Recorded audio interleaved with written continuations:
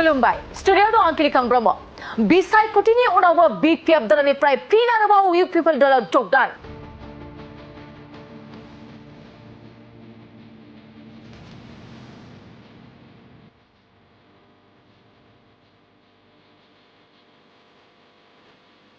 थांनाय लोकसभा बिसायख'थिनि सिगांबो बिपिएफनिफ्राय गोबां सोद्रोमाफ्रा थाद'नाय गैयालासे इउ पिपल दलाव जगदान जाबोबाय थानायखौ जों नुनो मोनबोदों।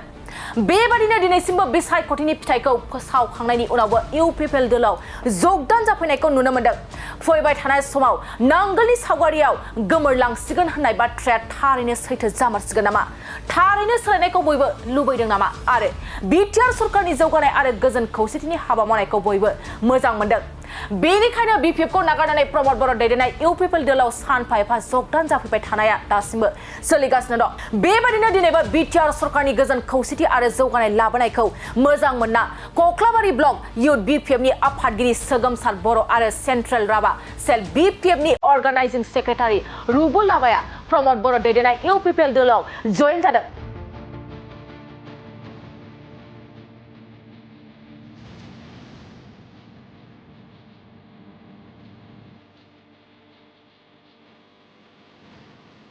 नोंगौ बे समाव फिन फोरमायबावोदि लोकसभा बिसायख'थि जोबखांनायनि उनावबो दासिमबो इउ पिपल दलाव जगदान जानायखौ नुनो मोनदों।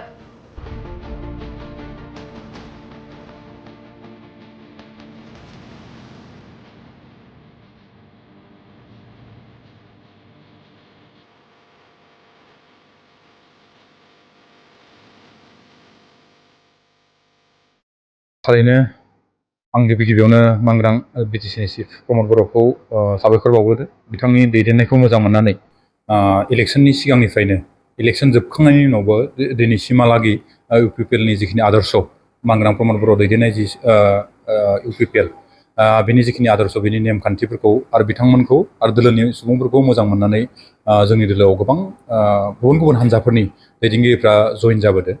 दिनै बेवहायबो कक्लाबारि ब्लक बिपिएफनि मानगोनां आफादगिरि लाइमोन हान्जानि आफादगिरि सिबेन बिथाङा गोबाव समनिफ्रायनो बिपिएफजों खामानि मावबोनानै दिनै बिथाङा इलेक्सन जोबखांनायनि उनावबो जोंनि आदर्शफोरखौ मोजां मोननानै जयेन जादों। जों सिगांनिफ्रायनो सिनायलायखायो बिथाङा दि बिपिएफनि सासे गोख्रों मावथिमोन आरो देग्लायनि इलेक्सनावबो थांनाय एमपि इलेक्सनावबो बिथाङा मैखोमै रल लादोंमोन कक्लाबारि ब्लक हिसाबै। बेखौ जों अरायसमबो खोनाबोदों आरो निजिनि मेगनजों नुबोदों। दा बैफोरबायदि दैदेनगिरिफोरा जोंनि इउ पिपल दोलोखौ मोजां मोननानै जोंजों लोगोसे हेफाजाब होफैनाया थारैनो बाख्नायथाव आरो बिथांनि मोनसे थि समाव थि मोनसे साननाय जादों होननानै आं सानो। आरो माबायदि सरासनस्रायै एमपिनि जि बिसायख'थिनि जिखिनि रिजाल्ट बे रिजाल्टआ अल्टिमेटलि रायजोनि आखायाव थाखाबाय। दा बेनि सायाव आंहा बुंनो लागा बाथ्रा गैला। अब्लाबो जों जिहेतु देग्लायनिफ्रायनो एमपि इलेक्सननिफ्रायनो जों खामानिखौ बिसायख'थिनि जानानै खामानि मावखाबाय। फैबाय थानाय जोंनि 2025 मायथाइनि जिखिनि बिसायख'थि बे बिसायख'थियावबो जोंनि खामानिया कन्टिनिउ जागोन।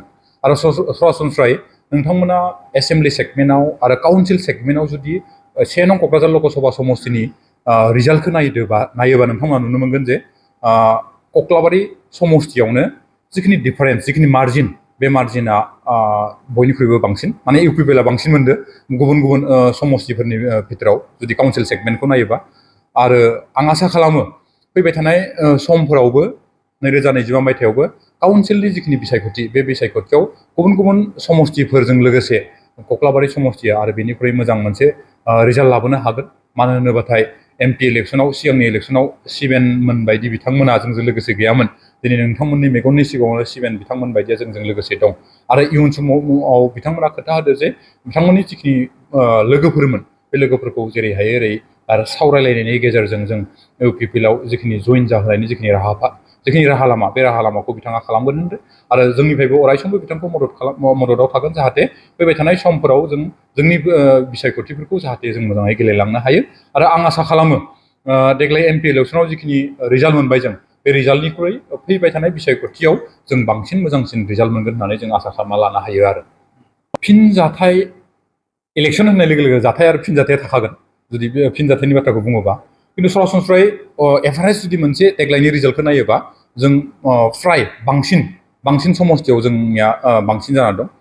बिटिसि काउन्सिलानो होन बा एसेम्बलि सेगमेन्टआनो होन मोननै मोनथामसो बिथांमोना इउपिपिएलनिफ्राय एसे बांसिन मोनदोंबाबो नाथाय बांसिन समस्थियावनो इउपिपिएलआ बांसिन मोननानै दं जिहेतु काउन्सिला एकदम रिजनेल मोनसे एकदम गुदि गाहायथाराव मोनसे बिसायख'थि जागोन आरो बे गाहायथाराव बिसायख'थि समाव नैबे एमपि इलेक्सननिख्रुइ आलादा रोखोमनि जिहेतु बिसायख'थि जायो ओंखायनो आं सानो जाथाय फिन जाथाया जियानो जाया मानो नाथाय फैबाय थानाय काउन्सिलनि बिसायख'थियाव तामुलपुरानो जा बाक्सा जिल्लायानो जा मानास हिसाबैयानो जा नैबे क'क्राझार एरिया बा चिरां एरियायानो जा मोनफ्रोमबो एरियायाव जों मोनसे मोजां पारफरमेन्स खालामनो हागोन होननानै जों आसा खालामना लानो हायो आरो उद्देश्यआ गोबां दङ आं दिनै बे उद्देश्यखौ बुंथ'ला खिन्थु आं कक्लाबारि ब्लक इउथ बिपिएफनि सासे प्रेसिडेन्टमोन आं दिनै बिपिएफखौ गाज्रि मोननानै इउपिपिएल हानजाखौ मोजां मोना दिनै आं इउपिपिएल हानजायाव जइन जाफैबाय नोंथाङा बेसे गोबावनिफ्राय बिपिएफ